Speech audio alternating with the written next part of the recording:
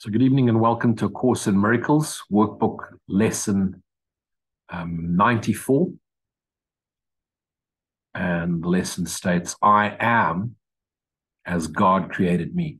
Now in lesson workbook 93, light and joy and peace abide in me. Now light, joy and peace, light being clarity of knowing what we are, joy, the essence of self, peace, the essence of self, abides in me. And therefore, if the nature of that essence is joy, peace, and light, which is clarity, that means that the nature of God, which is the nature of our self, the self, is light, joy, and peace.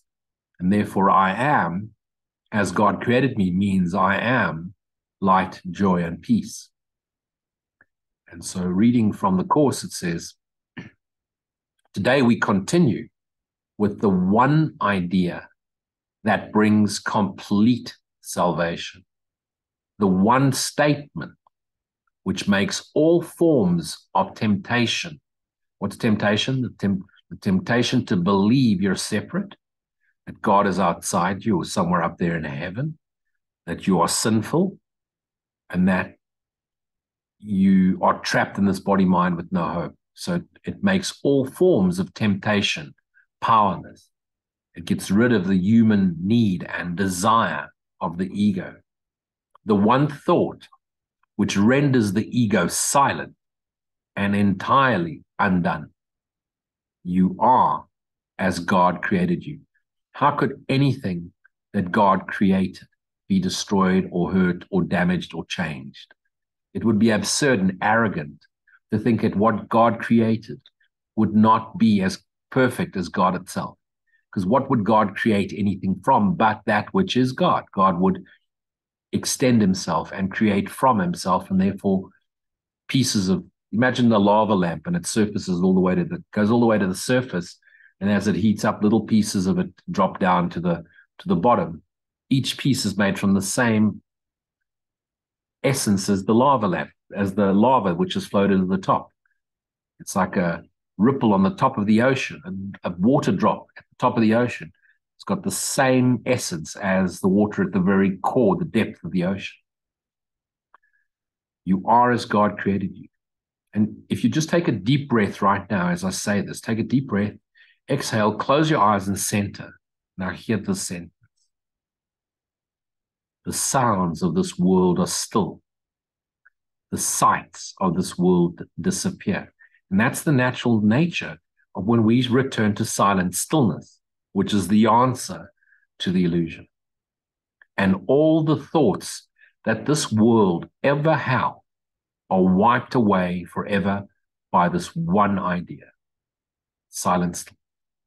Here is salvation accomplished.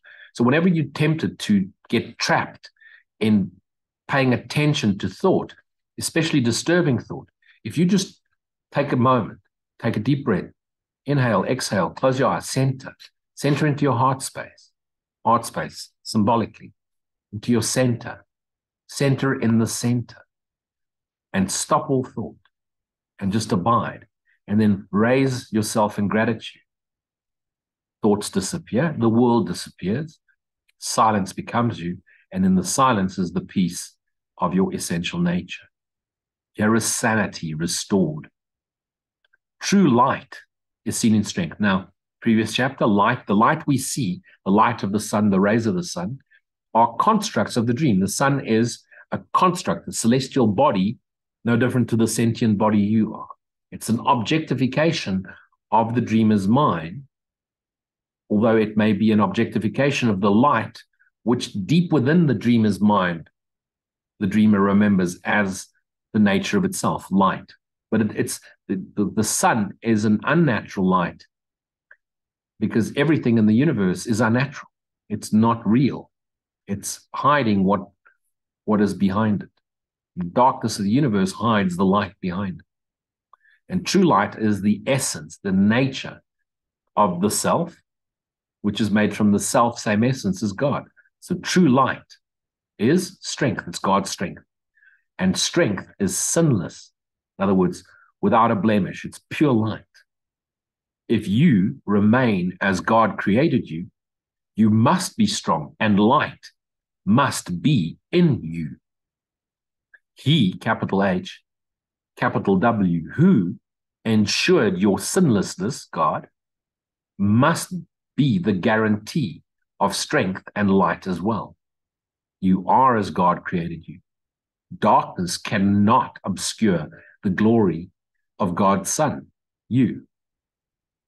Now, you not as a localization, but you as the dreamer, which have dreamt yourself into locality, or the appearance of a localization. You stand in light, you abide in light, because the entire universe is in the light of God's mind, strong in the sinlessness in which you were created and in which you will remain throughout eternity.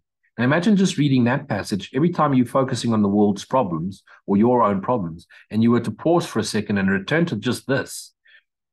This will transcend any idea of a problem you may think you have. Today, we will again devote the first 5 minutes of each waking hour to attempt to feel the truth in you. Begin these times of searching with these words. I am as God created me. I am his Son eternally. And it's important that you pause when you say I am. I am as God created me.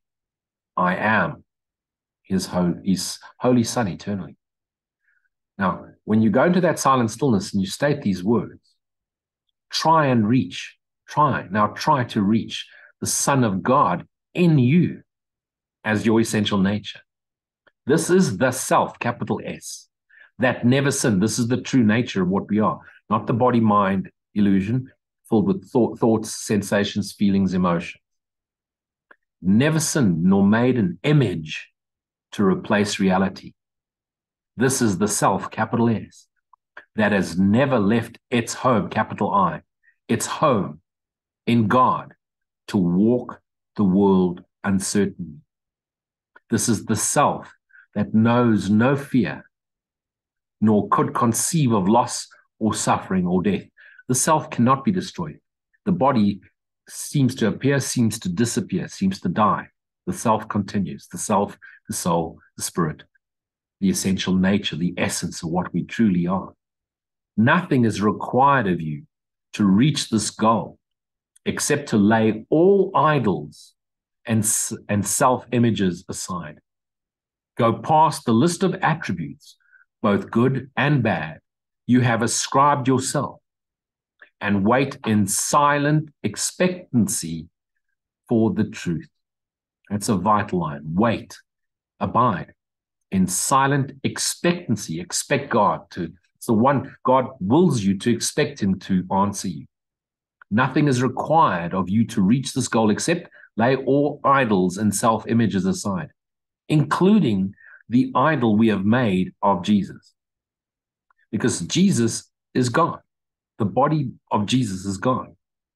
What remains is what is the essence, the essence of the self, which Jesus is, the holy self. And that holy self, that a fully awakened holy self, which Jesus became as he transcended the body-mind identity, is the Christ mind. And that Christ mind is one with yourself. So Christ is in you, not Jesus is in you. The essence, the soul, the spirit of Jesus, the essence, is one with everything because it's one essence. God himself has promised that it will be revealed to all who ask for it. And the reason people want to wake up, they want to know God, and why they don't is because they've interposed even the symbol of Jesus between themselves and God itself. It's why Jesus wanted to demonstrate that we can all be like him. And again, I refer to that line where he says, we're all brothers and sisters. What I can do, you can do, and greater things than I have done, you shall do. You are asking now. You cannot fail because God, he cannot fail.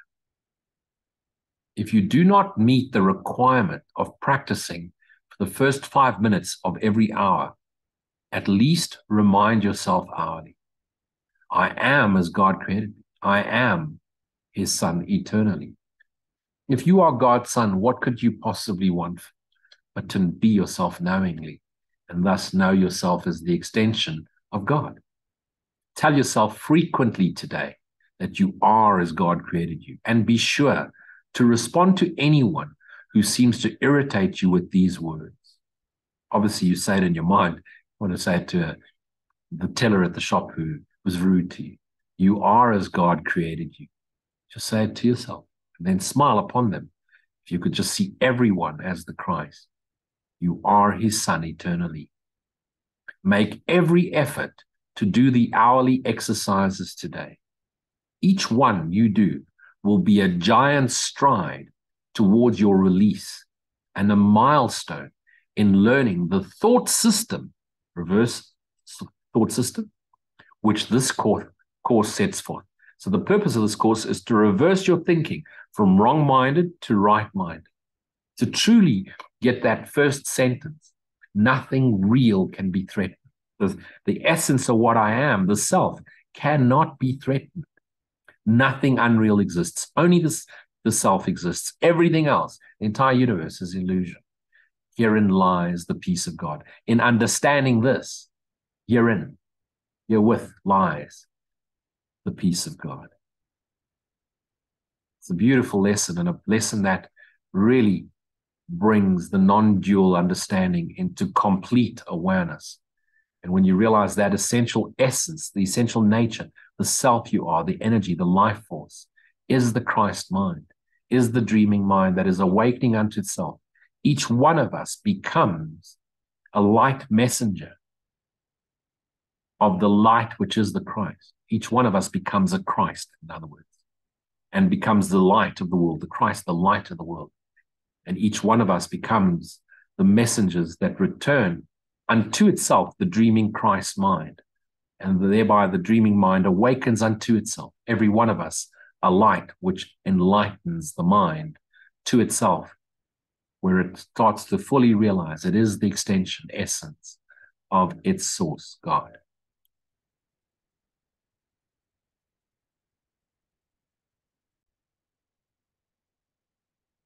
And now we come to a fundamentally beautiful and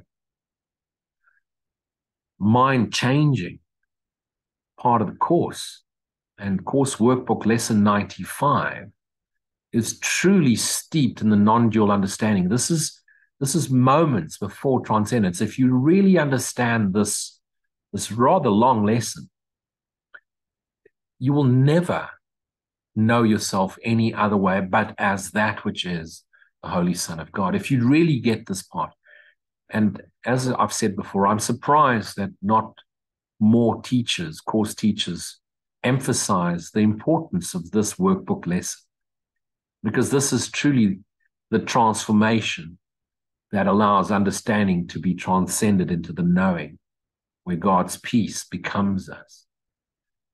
And the lesson starts with this beautiful sentence and says, I am oneself. Oneself. So if we're all saying this, then there's only one self, united with my Creator. I am one self, united with God. Today's idea accurately describes you as God created you. So I am as God created me, but what am I? I am the one self who is united with God. I am the one Son. You are one within yourself. So that little sentence collapses the entire universe. So if the entire universe is in our mind, and we are one within ourselves, and one with Him, God, then this entire universe is within us, and we are within God. So the entire universe, which is a dream, is in our dreaming mind, and we have never left God. So I want to read that line again because it's just so phenomenal. So this idea accurately describes you as God created you. You are one within yourself. So all the ideas you have of yourself is one, and one with Him. Yours is the unity of all creation. Yours is the unity. It's all one, united in you. In you, the entire dream can end, and the returning of the awareness of God's awareness returns to our dreaming mind, who awakens unto itself. Your perfect unity makes change in you impossible. Your unity with God, you cannot be anything but what God created. The idea that God created you out of something, put you on this earth, and now you could be a sinner, or that you sinned because your forefather Adam sinned, and now the rest of you do. Isn't that an unfair practice? Why should the rest of us be banished because Adam sinned? How does that work? Oh, because we're the lineage of Adam. So did Adam create us, or did God create us? Are we God's children? Is Jesus born with original sin? No, he was born perfect. Why was he born perfect, but the rest of us aren't? No, because he was born from a perfect mother. Mary was perfect. Was her mother perfect too, and her mother before that? And so was Mary born without sin?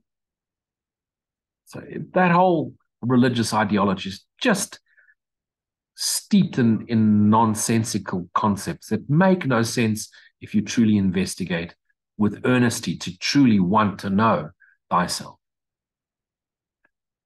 Your perfect unity makes change in you impossible.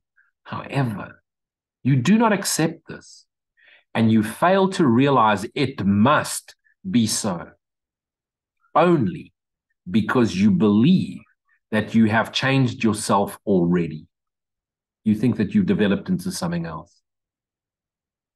And so you then bought into your body-mind identity with all its illusionary body-mind attributes.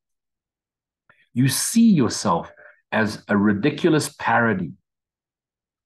So paradoxical, to split on God's creation, a joke on God's creation, weak, vicious, ugly, and sinful, miserable, and beset with pain, emotional or physical. Such is your version of yourself, a self divided into many warring parts. How many parts of you fight with each other? Separated from God, you can't see, and tenuously held together by its erratic and capricious maker. So is God erratic and capricious? To which you pray. So this is how we see ourselves. A God that cannot be trusted, a God that changes his mind, a God that chooses one nation over the other, a God that waits to punish you if you mess up, a God that doesn't hear your prayers because you pray all the time and things don't work out, not realizing you're praying for illusions. And when things don't work out, it's because God's will is being done and it's not working out because it's not meant to work out. Nothing in this illusion is meant to work out. Everything in this illusion is designed to kill you. Everything, no matter how healthy you think you're going to be or want to be and aligned, and you don't smoke, you don't drink, you don't eat meat, you don't do this, it's all organic, you're still going to die. And so God doesn't hear your prayers, for it is deaf. God must be deaf. It does not see the oneness in you, for it is blind. It does not understand you are the Son of God. God's forgotten he created you. For it is senseless and understands nothing. So this maker, so is it perhaps saying that its capricious maker is something that isn't God? Is there now something else that made us? Did the devil make us? Its erratic and capricious maker to which we pray? Do we actually pray to the evil devil? It doesn't hear our prayers, or it is deaf. Either the devil made us, in which case we're doomed, and now we have to try and please God, or God made us, and God is an erratic and capricious maker, and therefore made us sinful and expects us to become holy. Can we believe that God is anything but unconditional love? Unconditional, no conditions, no judgment? Would God make one son at a higher level than all the other sons and daughters? Would God have a preference, a Jesus, and everybody else is one layer below? Or maybe a Jesus, then the angels, then us, and then cats and dogs and mice, and perhaps way down below sharks and spiders? Can we imagine that mankind thinks like this? Is one color person more evolved, better than another color person? Is one sex better than another sex? Well, we thought so for thousands of years because women weren't allowed to go into a temple and pray. We've been bound by slavery for thousands of years, and one color has overridden the others because it developed weapons that shoot, where others were just, the ones that they enslaved were just happy to sit by the fire and just be happy. Is this what we believe God created? And then we still pray to this God, this vengeful, capricious, erratic, nonsensical, horrible person? Is God a person? It makes no sense. Let's throw all of that nonsense away. We will attempt today, here's the word again, to be aware only of what can hear and see, and not the body's eyes and ears, what truly hears and sees, the true self, and what makes perfect sense, sense awareness. Because sensory awareness is not true. Sensations, feelings, emotions, not real. We will again direct our exercises towards reaching your one self, your true essence, which is united with its creator, which is an extension of its creator. In patience and in hope, stop the bus. No hope. Erase that line. Scratch it out. No hope. Hope means future. There's no future. There's eternal now. And so we replace the word hope. Sorry, Jesus. We replace the word hope with faith. The faith in self and God. The faith in our essential nature, which is the nature of God inside us.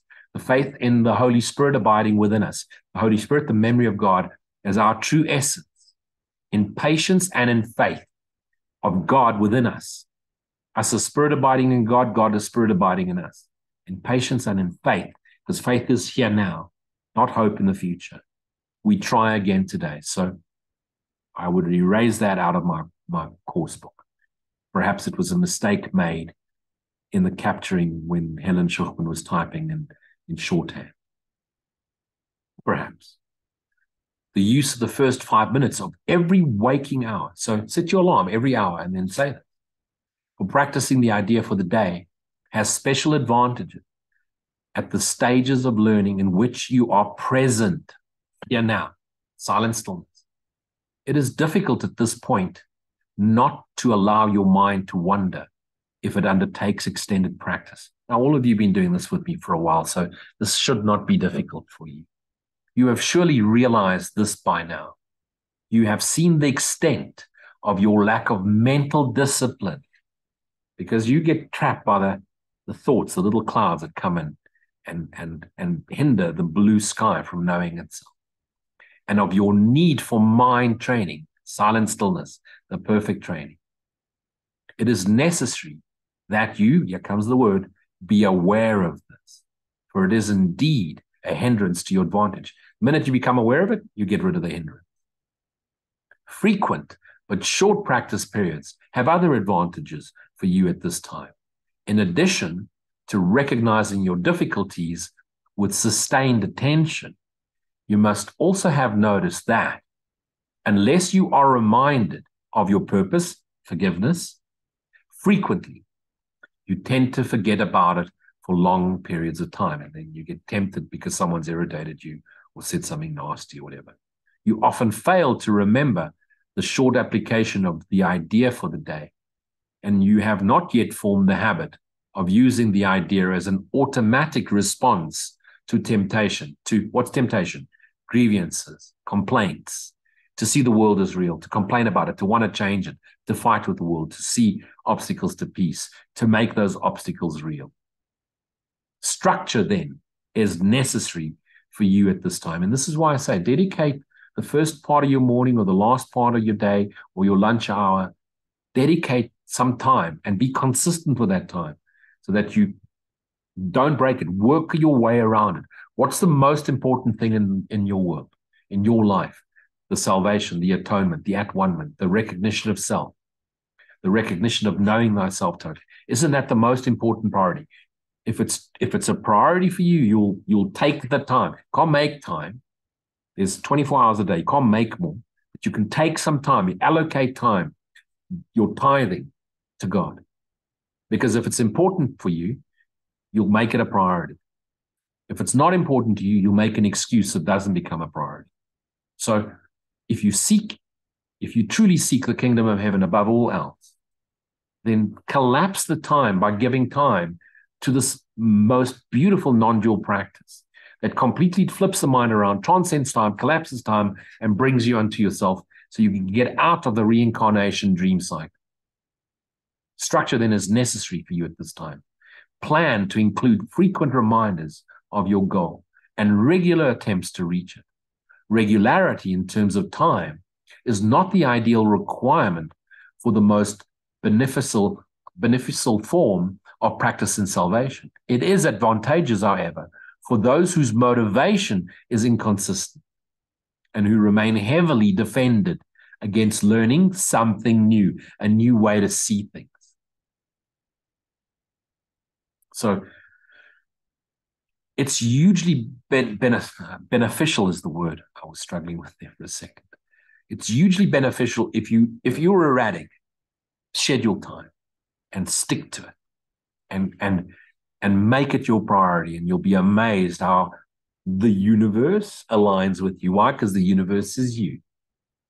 Okay. We will therefore keep to the 5 minutes an hour practice periods for a while and urge you to omit as few as possible. Don't skip them. Use the first 5 minutes of the hour will be particularly helpful since it imposes a firm structure.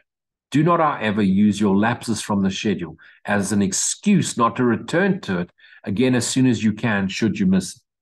There may as well be a temptation to regard the day as lost because you've already failed to do what is required if you're only reading this for the first time. Don't get tempted by that. This should, however, merely be recognized as what it is. You've missed it, let's try again. A refusal to let your mistake be corrected. No more, not from here onwards. And an unwillingness to try again. We are willing, let's try again. The Holy Spirit, remember the memory of God, your true essence, yourself is the Holy Spirit, is not delayed in his teachings by your mistake. He can be held back only by your unwillingness to let your illusions go.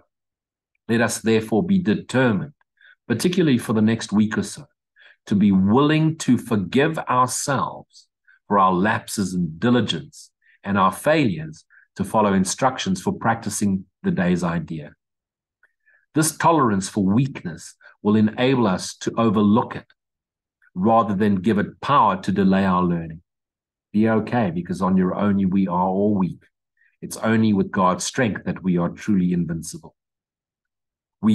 If we give it power to do this, we are regarding it as strength, and we are confusing strength with weakness. So don't get trapped in this idea. Tolerance for weakness enables us to stay weak. Call on God, call on his Holy Spirit, and realize God's strength is your own. When you fail to comply with the requirements of this course, you have merely made a mistake. You haven't sinned. I'm going to hell. This calls for correction and nothing else. To allow a mistake to continue is to make additional mistakes based on the first and reinforcing it. It is this process that must be laid aside. And this is in everything we do. First mistake that we born of original sin, we come from Adam, that God put us here to worship. Get rid of that mistake in error, in judgment. It is this process that must be laid aside, for it is but another way in which you would defend illusions against the truth. Let all these errors go by, recognizing them for what they are. They are attempts to keep you unaware of your one self, united with your Creator, your one self, united with God, at one with every aspect of creation. Why? It's all in you, and limitless in power and in peace. Why? Because your essence is God's essence, and therefore limitless and all-powerful and always at peace and unchanged and sinless and perfect, Holy Son of God.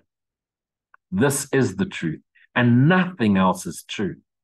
Today we will affirm this truth again and try and reach the place in you in which there is no doubt that only this is true. And there is a place in all of us where this is true and there's no doubt that this is true. And that is an abiding in our heart, our self, our Christ mind, the Son of God, the extension of God, God's holy essence. Begin the practice period today with this assurance, offered to your mind with all the certainty that you can give. Be directive in this. Own it.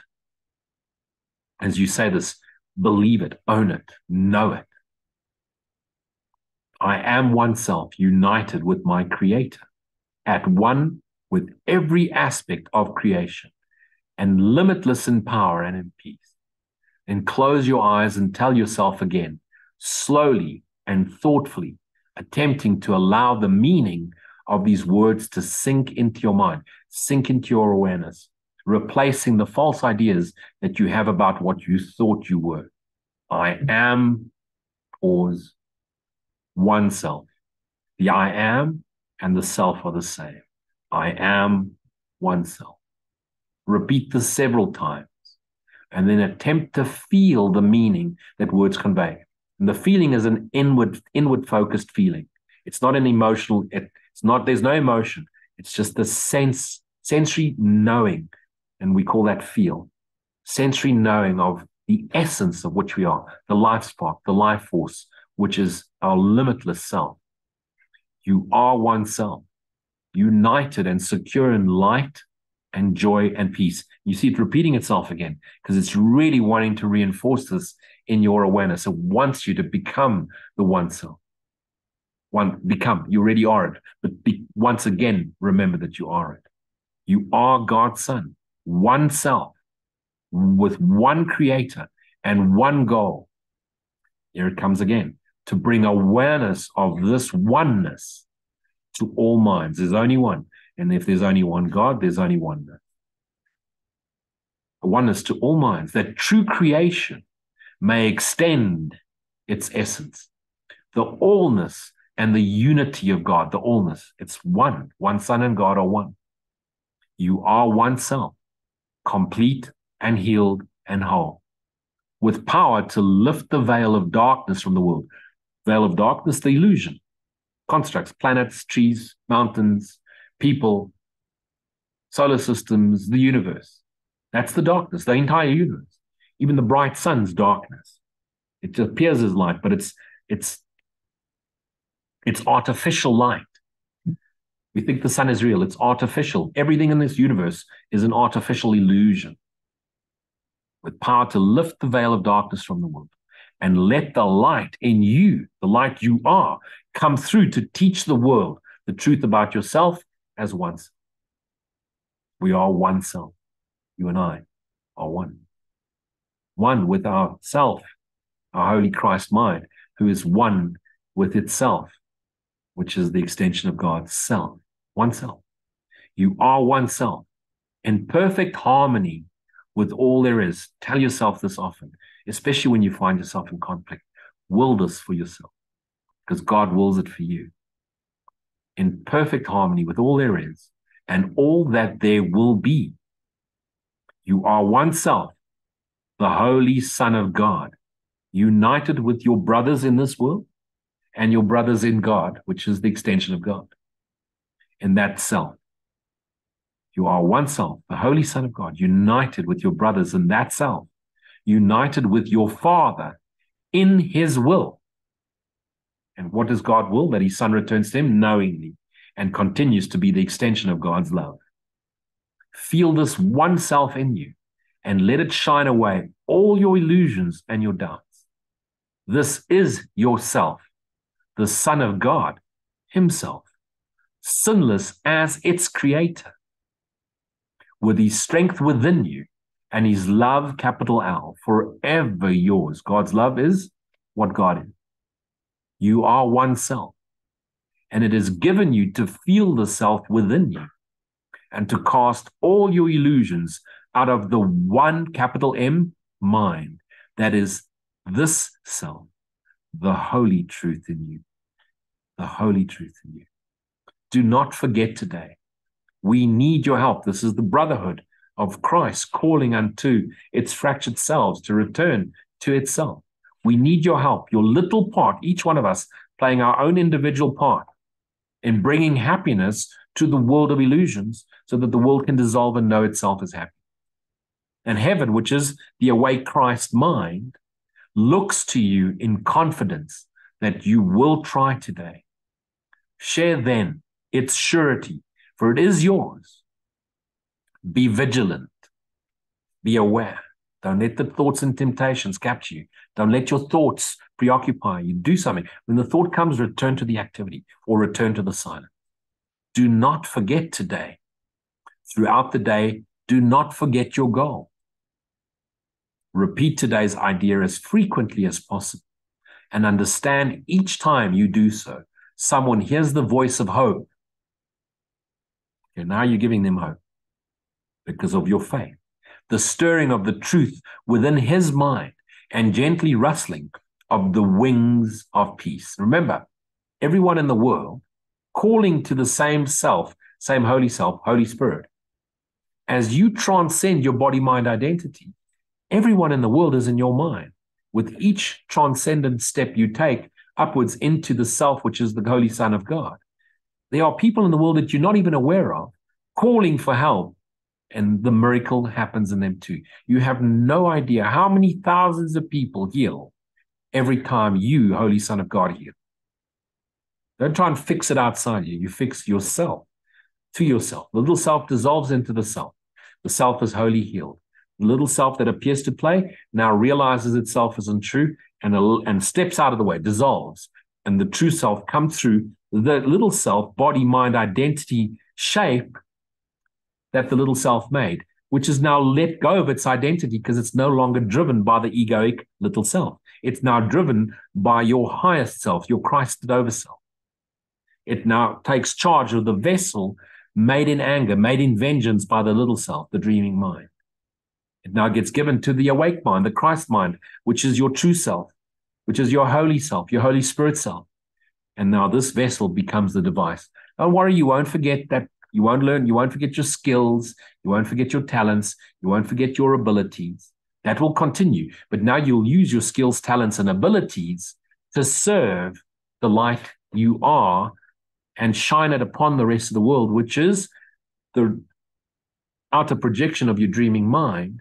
And so as the light then shines out, what once shone was the darkness. It's now replaced with light, and light appears, clarity appears. And so the sons of God start reflecting you back at you. Your own acknowledgement, you are one self, united with your Father, is a call to all the world to be at one with you. See, don't go fix the world. You're calling from within. Your own acknowledgement, you are the one self, Christ's self.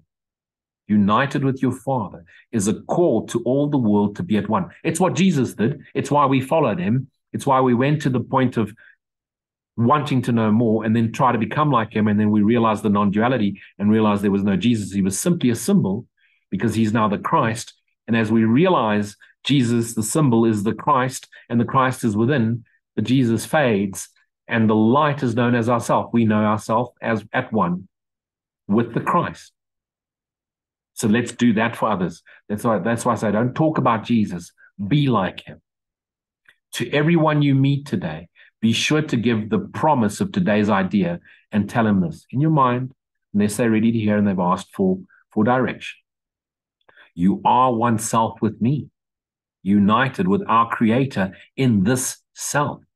Just as I did with Jesus, one self, so you and I join in the one self where Christ is. I honor you because of what I am and what he is, who loves us both as one. You are one self with me, united with our Creator. In this self we are, the self which is the extension of our Creator.